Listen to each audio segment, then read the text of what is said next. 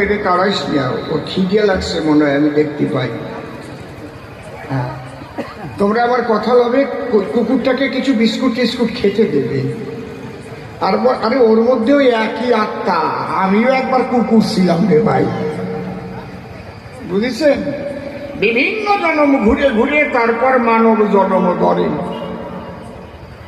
এই জন্যে শুধু মানুষকে কেন, সত্যিকারের সনাতনী হলে পরে এবং সত্যিকারের সাধু হলে পরে সে শুধু মানুষ নয়, প্রতিটি জীবকে ভালোবাসতে হয়, এটাই শিখায় সকলের ভিতরে।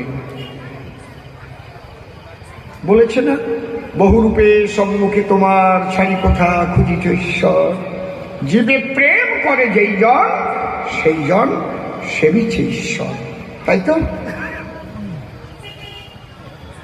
আমার বিপক্ষ কবি যিনি, যে বহিরাগত কারে কয়,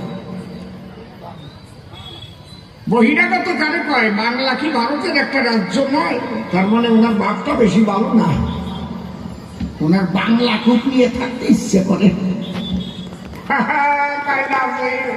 বাংলার রাজধানী কোন জায়গায়? রাজ্যের, এই যে ভারতের সব রাজ্যের রাজধানী কোন জায়গায়? কি দিল্লি না?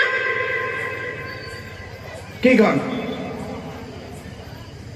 আমি বলি সভা করে ভারতবর্ষ ফেডারেল স্ট্রাকচারে চলে,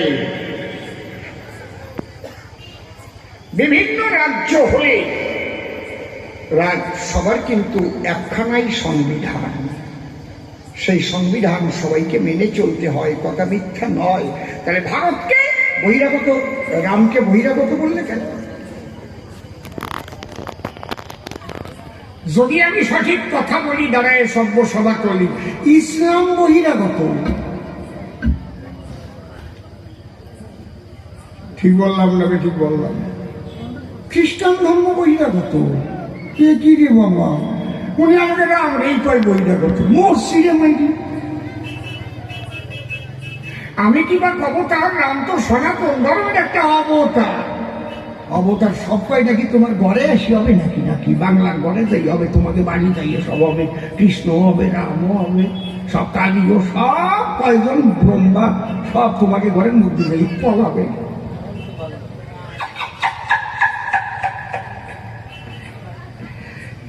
কি খবরে ভাই, ওদের তো বোধ বরাদ্দ নেই।